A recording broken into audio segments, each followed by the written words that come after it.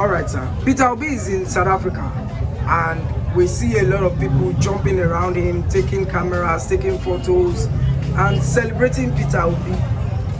In your own opinion, what do you make of this? Because some people are saying, is xenophobic attack not going to be part of something they can also show to Peter Obi? What's your take on this? I think it tells you that the federal government has collapsed, has failed woefully to tackle the issue of xenophobia in South Africa. Unfortunately, the likes of Bianca and the rest of them has also compromised in that process by aligning with the ideology of this type of government, not minding that the majority of people who have been attacked in South Africa are Nigerians, predominantly the most tribal tribe in Africa, which are the Igbo people. And it was having failed completely to rescue Nigerians, and most of Nigerians here are very much trapped. We learned it from the AU and EU, ECOWAS parliament and delegates that there was a message that was sent to Peter Obi to go to South Africa and meet with Cyril Ramaphosa and meet with South Africans, so that the issue of xenophobia attack on Nigerians in South Africa can, quietly and diplomatically die down, just because of Obi's presence. On hearing the news that Obi is storming South Africa, Cape Town, in that regard, before heading to Johannesburg and South Town, they call it Soweto. You can see the number of cities Obi is going to visit in South Africa. That is massive. As you can see in this video, Obi is mobbed in Cape Town, Obi is mobbed in Johannesburg, Obi is mobbed in South Town, Obi is just name it, and from what we are hearing today, and that was how the South Africans themselves come out in mass to celebrate the presence of Obi in South Africa. That Obi has become an international figure, even without him becoming a president, and his image has gone global beyond borders. It tells you that before the international community, the AU and the ECOWAS, could be able to ask Obi for a representation of Africans in South Africa over the xenophobia attack that is taking place there. It means a lot about Obi's personality and the recognition he has continued to gain within Nigeria and outside Nigeria. Obi is massively celebrated, not only in South Africa, as the case may be, in Ghana, in Zambia,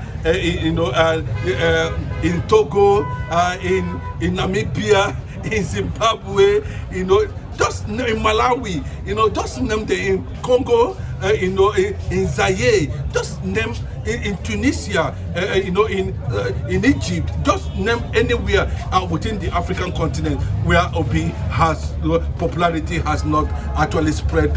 But when you see, one thing about Obi is that you see him within the reach of the people. You see him within you don't see him in presidential lot with exotic convoys, like a kind of luxurious and flamboyant lifestyle. Anywhere you see him, you see that organic love anywhere, and that tells you that Nigeria might likely be on the side trying to pick a leader that has a global and world influence. So what what would you say that Peter Obi's influence reaching across board, reaching across international communities, what would that do for Nigerians if he actually becomes the president in this regard? It will open a lot of channels for Nigerians economically. You know, Nigeria will become very transparent to the world. Nigeria will become, you know, a reference point where people can crystally see where they can come in. Obi is going to attract a lot of foreign investors. You know, just to tell you, about 30, 40, 50 years ago, when Obi was just coming up, Obi makes $21 million every month. You know, even before he became a governor, $21 million every month. Calculate it right from that time till now. You know, that tells you who Obi is. And even up to that, Obi has been very prudent with the way he carries himself, even while he was, Anambra State governor. You know, even when by the time he is able to hit national limelight, you can still see that he remains obedient to the Obi identity, as the case may be, and that's what has actually endured Nigerians to him. His integrity. He's not a man of a questionable character. He has never been found wanting. I think that was actually what spread all over the world now, and because of the way Nigeria is as a corrupt, fantastically corrupt nation, they are just seeing one man among millions who might likely be the symbol of transformation in Africa when it comes to in terms of leadership. So Obi got a lot. Nigerians got a lot to benefit from Obi's presidency, having nurtured himself in business, in politics, in all ramifications of life. I think in every area Obi is fit to make an impact, no matter how small it may be. All right, so let's talk about Nigeria. Peter Obi is in NDC, and the INEC has this High Court has void INEC timetable register, you know, for political parties to submit their nominations and primaries and all of their registers. So what would you say that, because a lot of people are saying now that this opened the windows for massive defection to NDC, and this will further strengthen Peter Obi's presidential ambition come 2027. Do you agree with this statement? I don't know why they did not manipulate that process in the court. I still feel that APC is nursing a serious wound. It tells you that APC at that federal level, you know, has lost grip of what the court and what Nigerians wanted and what they actually intend doing. You know, that actually slipped from their hand, and it causes a lot of damage on the side of APC because we are going to see a serious, and that's why people are saying that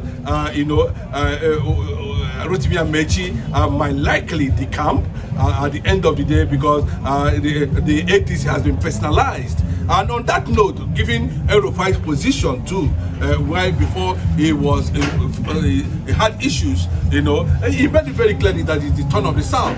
That why is it that Atiku Abubakar is now, you know, fluctuating up and down, you know? But Atiku is very calculative politically, because he feels that with the number of, you know, aspirants coming from the South, that they might enjoy a northern, you know,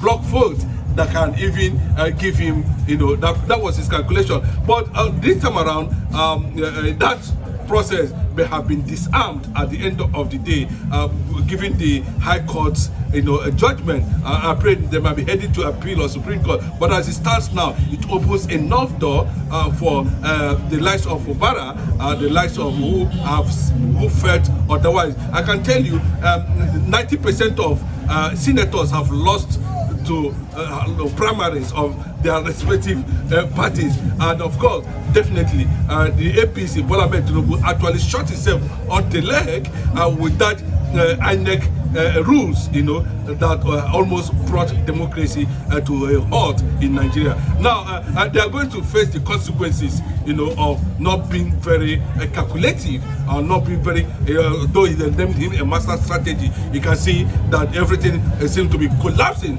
towards him, and the only option he needs to do now, and you can see that the direction of diplomacy, global diplomacy, has actually changed now. I'm telling you that Bola Ahmed Tinubu might not return back to Aso Rock, because the international community is focusing more on the most popular person now in Nigeria, which happens to be Peter Obi, and that is why you are seeing him, at the global front now, representing Nigeria, and also we are seeing diplomats visiting him, renowned international figures, trying to align with his concept of, leadership in ADC. And a lot of people have celebrated that. But let us see what is going to happen at the end of the day. We are waiting to see massive decamping from respective parties. But I think to an extent, we are going to see NDC swell up, into something else very soon. And secondly, the most unfortunate thing is that we are seeing a total collapse of the city boys now, and most of them are warming up to join the village boys. I know what it means to join the village boys, and of course they taught them a lesson. Obi seems to be the man in charge at this moment. All right, so let's talk about the killings and the abduction of teachers that took place in Oyo State. Now the bandits have opened talks, and they said they only want to speak with the governor of the state. What does this mean? I'm telling you that it has become an ideology commercialized. When you commercialize an ideology, that's what it means. And the government, to having sense that they have a way of encouraging, ransom paying. So you are also encouraging people to get involved more. So you can see that it is quite an unfortunate thing, because it's a sign of a systematic a failure on the side of the government. We don't know who to blame at the end of the day, but I can tell you that Nigerians have lost their citizenship to banditry, to bandits, to jihad, to Islamization agenda. And Nigeria is no longer a sovereign nation, because the level of infiltration down there, even in the capital, this is a governor. This thing happened in his state. I mentioned some time ago that they are just few meters away from where he was staying.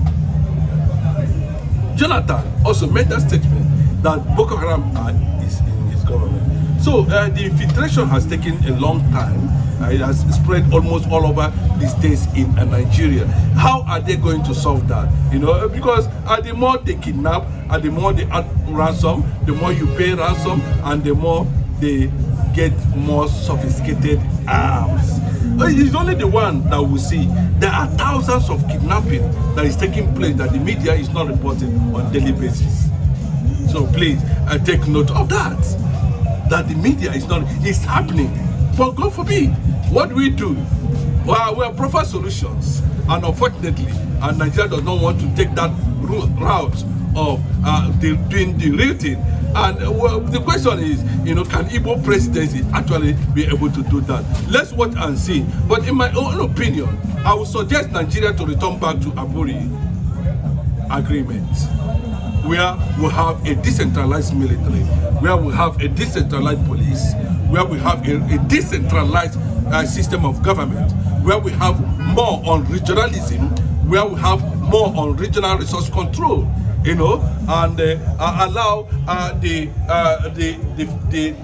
center to steam on its own. Then I think we might be a step to solving the issue of insecurity. But outside the issue of insecurity, there's another thing that's been factored in. That's ideological Islamization, ideological conquest, political conquest tied into jihad. That's another angle of security threat in that regard. Then how would you solve such a thing? So and that's why people are projecting either Nigeria return to Apuri, or the international community, a superior force, to come and do the needful and divide Nigeria and let Nigeria, every region and every go their separate ways. Like I always say it, the amalgamation of Nigeria should have been something that would have been done since 2014. Thank you.